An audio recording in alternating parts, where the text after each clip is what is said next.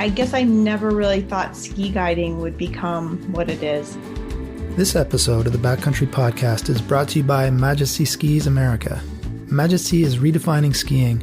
It's a brand driven by skiers for skiers. They create innovative designs and they hand-build award-winning skis including the Havoc, a Backcountry magazine gear guide editor's choice in 2021. At Majesty, they consider versatility, lightness, performance, enhanced control, stability, and agility when designing every model. Whether it's touring, freeride, or all-mountain skis, Majesty has you covered. Check out their Skiing Redefined collection at majestyskisamerica.com. Welcome to the Backcountry podcast. I'm Adam Howard.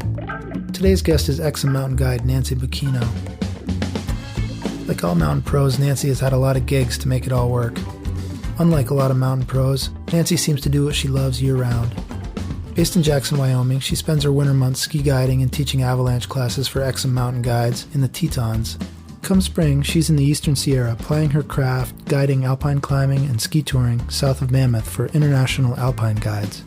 Then, in the summer months, she's back in Jackson, working as a field ecologist in the Greater Yellowstone Ecosystem. When she's not guiding or teaching or climbing whitebark pine trees to collect samples of one sort or another, Nancy's traveling the world to climb or road tripping with her husband in their van. Wherever she goes, though, Nancy speaks for the trees. Well, Nancy, welcome to the Backcountry podcast. Thank you so much for having me, Adam. Tell me what the snowpack is right now, like in Jackson. Well, the snowpack is a little tricky, I would say. It would be a good word for it. But at the same time, I think it's kind of how it usually is, and we forget every year that it's always tricky as it transitions to deeper later in the season. Why do we always forget that? Because we're humans and we like to go skiing and we wish we could ski whatever we wanted every month of the winter, I think. I also think that we have been getting a little bit less snow than decades ago and more rain events to create crust interfaces for sure. Well, it sounds to me like Jackson, among all the zones in the Rockies, is probably faring better than others as far as how much snow you've actually gotten. Yeah, definitely. We live in this little magical bubble where it just seems to always provide just enough snow. And we've been seeing lots of people from Utah and Colorado coming to ski. Right. So I imagine you're pretty busy teaching online avalanche courses this year. I try to balance guiding and teaching. So I'm doing maybe a little more guiding and a little less teaching, but it has been, I think the avalanche course signups were full in September or August. There's wait lists on all the courses, and certainly if we offered more, they would just fill up. So let me start, Nancy, by asking you, I've read your bio. Of course, you and I have gotten to know each other a little over the years. You teach avalanche workshops for us with our little backcountry base camp tour. And as I'm reading about you, you're an Exum guide. I read your bio and I'm like, this woman spends very few nights in her own bed. How many nights do you spend in your own bed a year, would you reckon?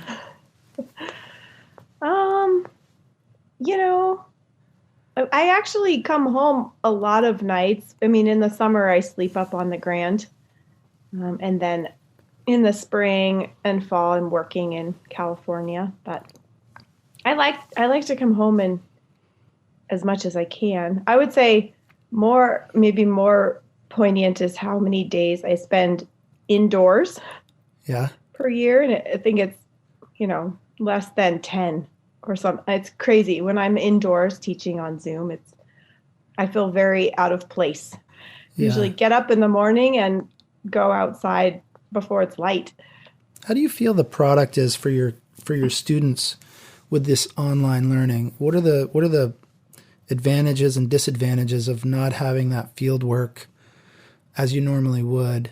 Yeah, I've been trying to be super attentive to that as I'm learning about it. And I've noticed that I think it's a mixed bag. There's a lot of benefits because I think people can just stay home and relax in a weird way during that first day. Some people do really well just having some quiet time to do the online learning themselves. And other people, I think, have a really hard time with it because they kind of need to be interactive to learn. So I've been trying to find a balance where I do a Zoom day, but have blocks of time where they're reading on their own or in breakout rooms talking, and I'm teaching via PowerPoint over Zoom. And my overall conclusion is that the more energy and time I put into teaching over Zoom, then when we meet in the field, the more prepared they are to learn more in the field. I feel like the model for me is almost treated the same as I was in a classroom with them, but it's just over Zoom. And then they have this really cool online tool to use, indefinitely. The online class is theirs forever once they are in the course. Right, and that's the ARI, system. So you're teaching and you're guiding, and how's that breakdown? How much are you guiding versus teaching versus days off, or do you get any in the winter? This year I did a lot of teaching in December and the first part of January, and now mostly I'll be guiding and writing the Exum forecast, the avalanche forecast in the mornings. But I did actually guide. I think I guided 12 days in December and taught the rest of the days in December. Tell me about the guiding part, given the COVID reality that we're living in. What sort of, how does your day roll out? How is it different? What are you doing? Precautionary measures, et cetera. What are some of your policies at Exum? In regard to COVID, Exum gives them a lot of information before they ever meet with the guide and ensures that they've answered a questionnaire. And the guides answer a questionnaire about symptoms and exposure. And then once we find out who our clients are, we talk to them on the phone and we talk to them about it again. And we make sure that they have a mask and a buff for the day. And then when we meet them at the trailhead, we have a set of questions that we ask them again. Then the hardest part is the complacency that you experience during the day when you just start to relax with the people. And we keep our masks on in the parking lot in the morning. We're really good. And then once we start skinning, people need to breathe. And a lot of people are, breathing heavily. So we space out and just take them off so we can breathe. So then you have to remember to then put them back on if you're helping someone with their boot or something like that. So I just read last night that Teton County, Wyoming has the highest per capita COVID rate in the country. Wow. And we've been starting to feel that at the avalanche instructor level, and the guides, where a guide will find out that one of their students tested positive after the course was over, and then the guide has to be in quarantine, and then you don't get to work. You just have to wait the 7 days and for a test to come back. So that's a real hit, right? When you're not working, you're not getting paid. Yeah, it's pretty significant. One of the many challenges we're facing.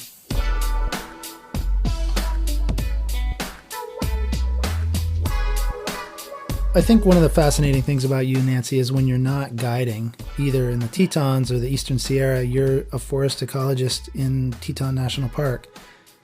Tell us about your work there.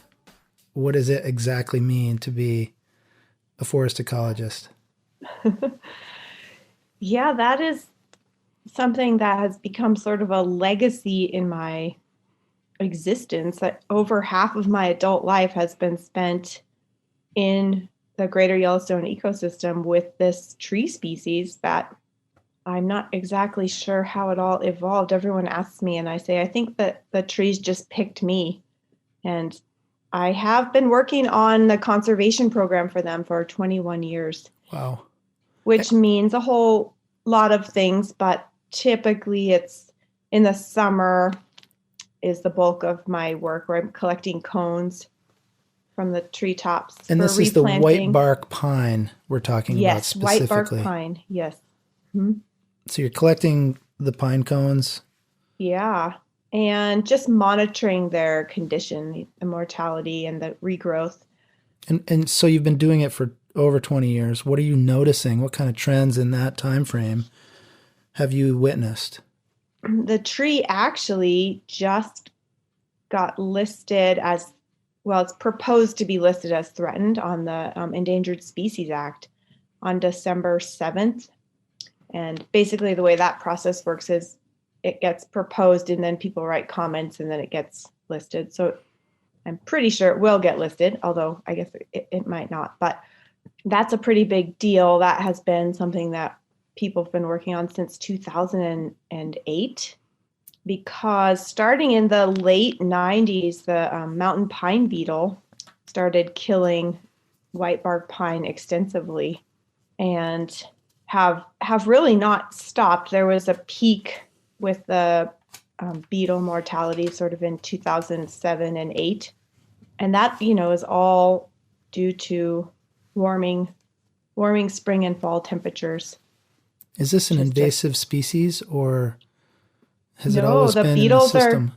the beetles are native. Really? The trees have evolved with the beetles for tens of thousands of years. Climate change has allowed the beetles to proliferate in sort of an unprecedented manner in human history that we've recorded. Whether that's the case for 10,000 years, we don't know. But right. And what are they doing differently, or do they just have more time to do their work? Well, the warm temperatures cause kind of two things. The beetles are able to grow, like you said, they're able to do their work longer each spring and fall. So it typically would take 2 years for beetles to go through their life cycle in high elevation forests. And because of climate change, it takes 1 year. And the way the beetles kill trees is that they attack the same tree in mass. And in order to do that, they have to all be synchronized in their life history. And the climate change, the warmth in the spring and fall allows them to synchronize.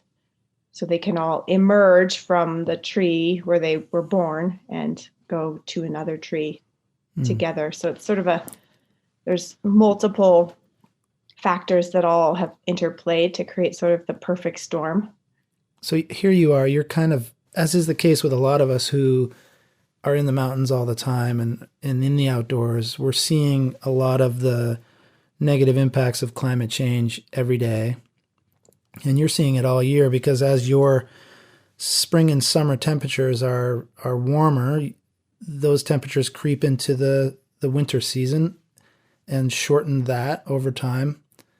So that's impacting your work, the snowpack, etc. How do you keep your spirits up? And you're a very positive person by nature, but I mean, what are some of the emotional taxes that you're paying? Yeah, that's a really good question. I definitely noticed in myself over the years that I have days where I just feel sad and overwhelmingly sad for what I'm seeing. But I think what I fixate on are in the tree realm. I look for all the little baby trees that are growing in the understory that are healthy and they're just small, but they're there. And some days I even count, well, there's 12 of those and there's 8 dead ones in the overstory. So it's going to be okay. Right. And then I just try to enjoy every day of good snow that we have. But also in my personal life, I try to be as responsible as I can. I try to just drive one vehicle. My husband works as a guide as well, and we carpool, even though that means like yesterday I sat in the car for an hour and a half while he was still working, instead of just driving 2 cars to the same trailhead, just so I didn't have to wait. So just trying to be mindful of our impact as well. And you have an impact on a lot of people. I mean, over the years now, you've been guiding for going on 10 years, and you've been doing this forest ecology work for 21. We just published a story by a young woman for whom you were a bit of a mentor and an inspiration. And so here you are imparting your wisdom and a lot of your knowledge on the next generation. And you're seeing, as we've seen, a growing number of folks interested in what we're doing in the outdoors. And these folks then have the choice to make decisions as well about how they're going to impact the world. What are you seeing from your generation to the next as far as that interest and some of their behavior? Are you hopeful about it? How do you measure it? I definitely see the spark in some people in every single one of my courses, whether it's just how much they love the snow or their interest in the trees, because whenever I teach, I talk about the trees too, or I talk to the trees as we're skinning by. um, and there's always someone who just lights up from that stuff. And I think that's probably how it's always worked. That's where I came from, was something just resonated with me. So I think that those people are the caretakers will be there when my legs fall off and I can't walk to the trees anymore. Right. Hopefully they won't actually fall off, but they might wear out. I do see stuff that concerns me with just the masses of users. This last summer in Grand Teton Park, there was absolutely no regulation of visitor use. And, it got trampled in the places where there were lots of people. I remember during summer thinking, like, we have to do something. They're stepping on the baby trees. We've got to put up some signs. Please don't step on us. We're making oxygen for you to breathe. It's really interesting that you say that, because I had the opportunity to go to Baxter State Park in Maine this summer. I'd never been there, and they have a very strict permit policy. You just can't, there are only so many people that can ever be in that park at one time. Unlike a lot of our national parks, Grand Teton National Park included.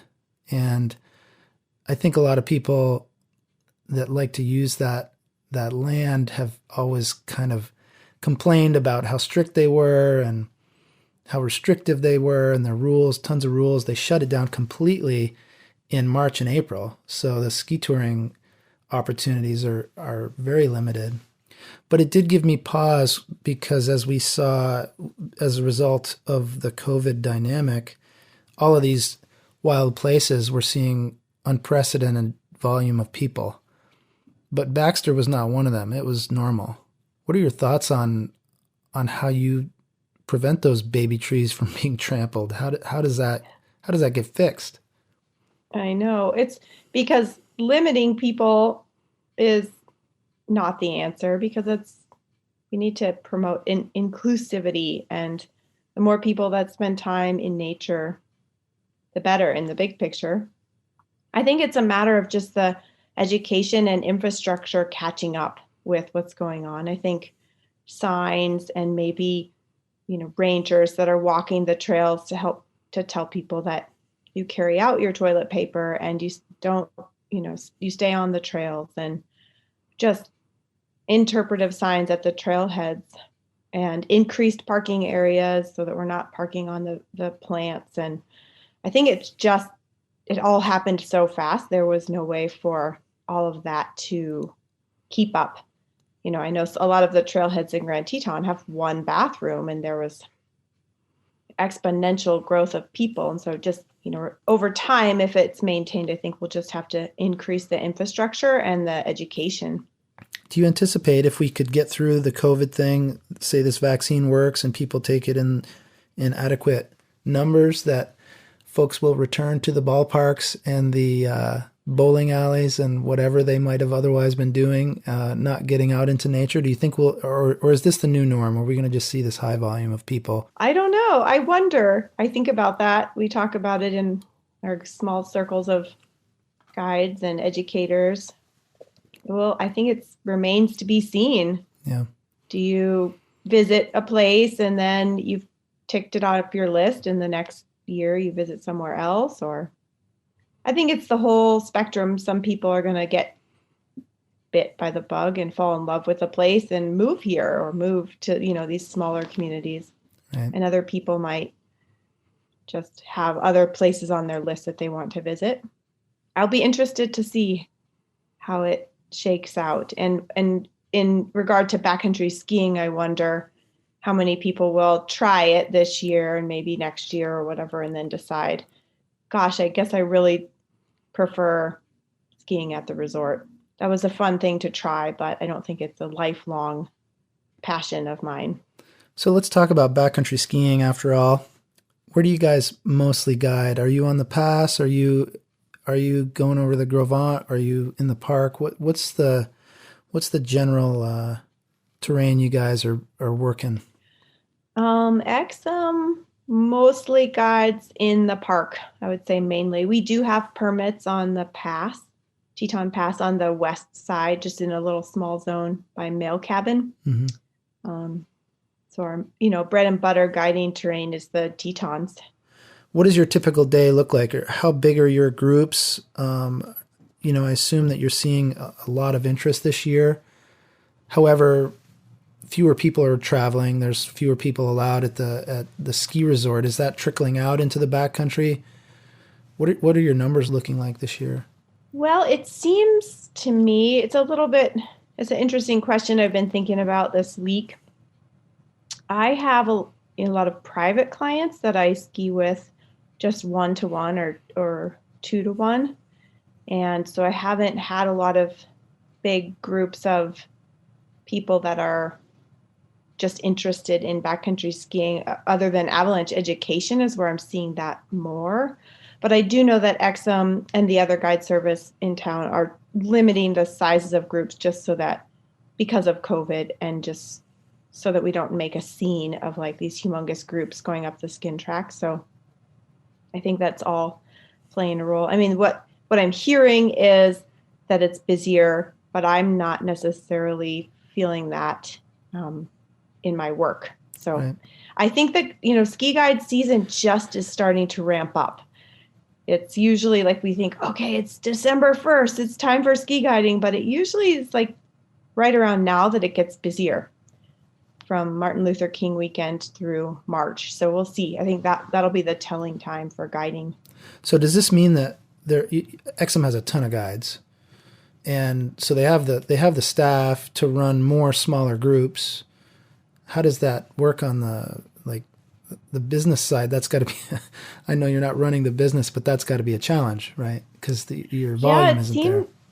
Yeah, it seems like from the summer model that I saw, and just from Exum over the years, that they just manage it somehow and support the guides as much as possible. Like this summer, we all did 2-to-1 or 1-to-1 trips. And it used to be that some people would do 4-to-1 on the Grand. And the standard was just half as many guests. And we got paid the same. And I don't know that the guests got charged anymore. So I'm not really sure. Yeah, like you said, I don't own the business, but I do know that the business has been extremely supportive of us feeling comfortable. Well, that's great. And of course, if I'm a guest, that's a great experience for me, right? I get more guide time, more, less chance of a pesky client that's overly needy. Yeah, I would be really curious to see the proportion of clients that summited the Grand, for example, this summer because they were in smaller groups where there was more one-on-one attention. We also had really insanely good weather, so, it might have been the weather and not the group sizes, but yeah, when you get a group of 4, you don't really know what's going to happen versus a group of 2. It's just less people with less issues. Right. So did you make it to the Eastern Sierra this year? Yes, I went to guide in March. I think I drove there on March 9th and I worked for 4 or 5 days. And on the 5th day, when I was in the field, I got a text from the owner of the guide service that I work for there, International Alpine Guides, and said, "We're done for the near future. You should probably go back to Wyoming in case Wyoming doesn't let you back if you've been in California. You can finish your day with these clients, but then after that, you should, you're getting laid off." So it all happened really fast. And it was crazy to think that I drove there thinking like everything was sort of normal. That's how fast it happened. I mean, I was well aware of the virus, but I didn't think it would impact the world so rapidly. So that 5-day change was pretty intense last March. Were you So I drove back. Were you climbing? Were you guiding climbing or skiing? Ski guiding. Yeah. Where were you? I was working out of Mammoth. Yeah, and actually the day that happened, the Mammoth Mountain closed. And when I returned to the trailhead, there were literally hundreds of people carrying their alpine gear up the skin track, Like, asking, like, is this the way to the skiing? Like the mountain had closed, and so they just came to the trailhead with their ski gear. It was very surreal. yeah, we all witnessed some strange things last spring as all of our Yeah. ski resorts closed down, and we were in March, probably around exactly the same time at our ski test at Powder Mountain, Utah, and it was getting serious just before we all showed up there, and we were coming from 10 different states, and I was concerned about just doing it, and we kind of went into our little bubble for 5 days. Not very good cell service. We were all very focused on the task at hand, which is testing gear and partying generally.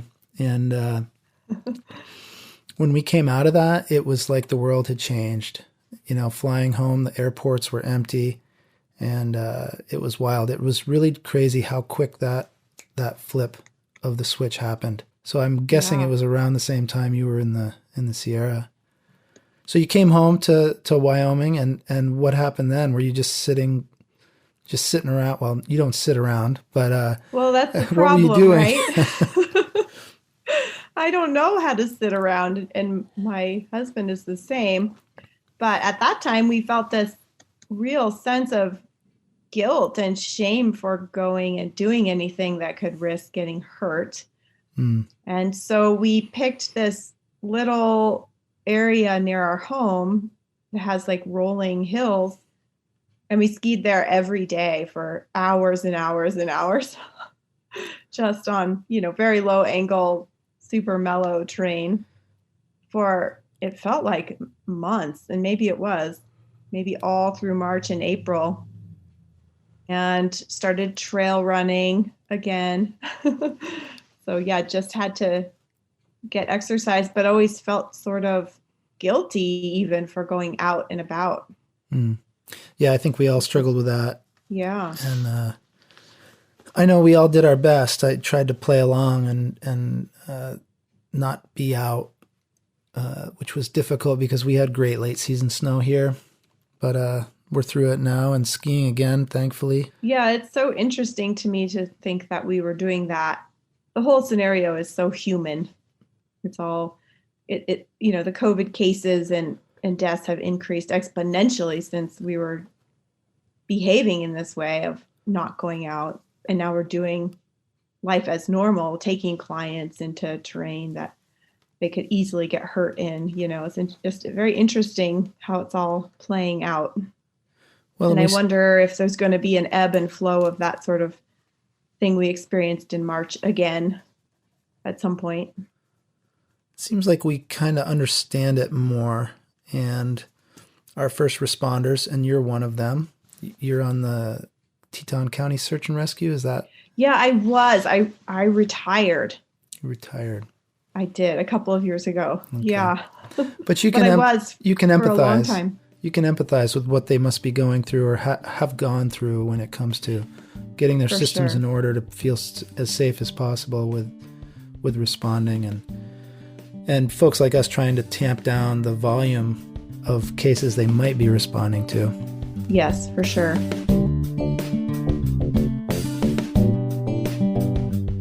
I'd like to talk a little bit about your role and how you perceive it as a mentor for younger women especially. And I guess perhaps we could frame this by you sharing with us, with our listeners, who were some of your mentors when you were young? Well, my mentors were mostly men. I'm trying to think if I have any women mentors. Lynn Wolf has been a mentor and a colleague. I think that when I met Lynn, I was already sort of in it. And she's really been one of the females that's played a big role in inspiring me as a guide and an avalanche educator for sure. Some of my main mentors were Tom Toriano, who's like one of the Teton great skiers, and Rennie Jackson has played a big role in helping me to learn to travel through the mountains safely. Some interesting characters from Northern Washington, Nils Larson, who I don't know if, do you know his name? Of course. Yeah, he was a mentor of mine a long time ago. So mostly men, I guess, but I feel like that's just changed so much that there's so many more women that are involved now. I find that there's a few women guides at Exum that I always think, ooh, I would love to get to work a trip with Emily Drinkwater because I could learn so much from her. That's just been something sort of in the last five years or so. What do you think of the next generation that's looking up to you, Pathfinders, as mentors now? Because clearly you are one yourself. How is it different for them compared to your generation? Well, in regards to just the industry in general, I think that it probably feels a lot more overwhelming. I feel like there's a lot of people who are interested in being ski guides and avalanche educators. And so it might feel a little daunting to have to find a space within that. But at the same time, when you break it down on a micro scale, there still are these little spaces where someone says, that person is really, really great out there. Kind of like Kaylee, who the interview with you guys was about. She's in a sea of people who are becoming instructors and ski guides, and then she just shines because she's just so passionate and committed to doing a good job. So within that bigger landscape, there's these little spaces. And it's been an honor to be involved in some of the people's journey towards finding that little space in this community. For sure, I've been involved in lots of avalanche courses that were all women, and then I can step back and 10 years later look and see what some of them have been doing. It's pretty awesome. Can you imagine taking an avalanche course in the mid-90s that was all women? I mean, I know they were happening, but very sporadically around the country. And now it seems like it's possible almost accidentally that may happen with the growing interest. Yeah, it's so interesting to watch. And then on the other end of the spectrum, I just taught an ARI instructor course, and out of 12 students who were becoming ARI instructors, one was a female. Really? Yeah, and it was striking to me. I thought, gosh, that's I don't think that's average anymore. I think that was a low number of females in the instructor trainer course. What would you tell a 20-year-old or a recent college grad that's interested in following this guide instructor path? Like, or I should say, what are some of the questions you get as to like, what is this a possible career? Should I even consider this? Definitely, I get that question often. And I tell people that if I had known when I was your age that there was a career as a mountain person, I could go to school to become a mountain guide and an avalanche instructor, I would have said, sign me up. Of course, it's definitely worth the work. I got off the hook easy and didn't have to necessarily go through as many expensive trainings as people do now, because just of the timing of when I became a guide and an avalanche instructor. However, I have put my time in the AMGA and the instructor training program. And even as an older person, I would say it's super worth it, as long as you're willing to accept the lifestyle that comes with it, which is that you don't make that much money and you use up your body in the capacity of, walking around the mountains. But that's not really that great of an answer. Well, I think it's the truth, though. I mean, it is like any of these mountain, whether it's ski patrolling or guiding or heck, even publishing outdoor magazines.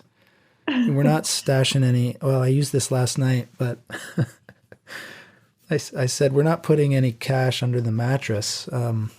Yeah. For lack of a better place to spend it. But if you get to choose one, you get one life depending on what you believe. And if you choose how you want to spend each of your days, then who cares about the cash under the mattress? You spent your days outside sharing what you love with other people, then you nailed it. And I think for some people who are interested in this career, like that's what makes them happy as well. So it's an easy choice. I think the people that have a harder time are maybe the ones balancing families or other significant financial strains. Right. I think a lot of guide educator types are certainly pretty free of a lot of huge financial responsibility. Yeah, I mean, that's the hardest part is in oftentimes you have to make that choice. If you want to sustain this lifestyle, having some of the other things that you could have in life aren't really great options, certainly sustainable options for the long term. Yeah. Nancy, why would anyone want to go skiing with a guide? Why not just go out on their own? Well, I think it's simple to think it would be safer and you'd have a better day because we know where to find the good snow and all of that. But I also think it can be a far greater journey that you might take with a guide. I have a couple of clients in my life who I have worked with for years who started off sort of later in their lives wanting to become a backcountry skier or a climber.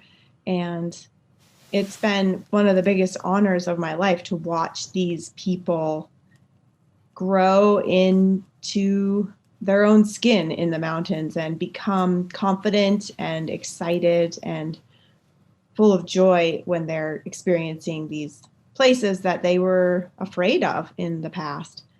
And maybe their skill set has been something that limited them. And we've worked slowly on those sorts of skills to keep us safe when we're moving around the backcountry. I have a client that I just worked with, I think 12 or 14 days in December, who I've been working with for years. And our last day of skiing together was this huge triumph. We skied something that, she never would have considered doing in the past. And we worked our way slowly up to it. And not only did she get to do it and did it safely, but she had what I think of as like a peak experience where everything lined up. The objective for the day, her abilities, and our communication and connection just made for powerful life experience. And so I think in the big picture, that's what working with a guide can bring you. And, if you just go out with a guide for one day, you can get some of that in one day as well. But in general, there's an opportunity for someone to help you experience something that is a dream or a goal. I've been at this long enough where I've watched the backcountry skiing community. I mean, it's certainly not the same as it was 20 years ago or 30 years ago. In the 90s, hiring a guide as an American was not common, for the large majority of skiers. It was all about your own self-discovery, building your own skill set within a community of friends, and hiring a guide or even thinking about it was, and this could have been a function of my age where it was not affordable. You couldn't do it.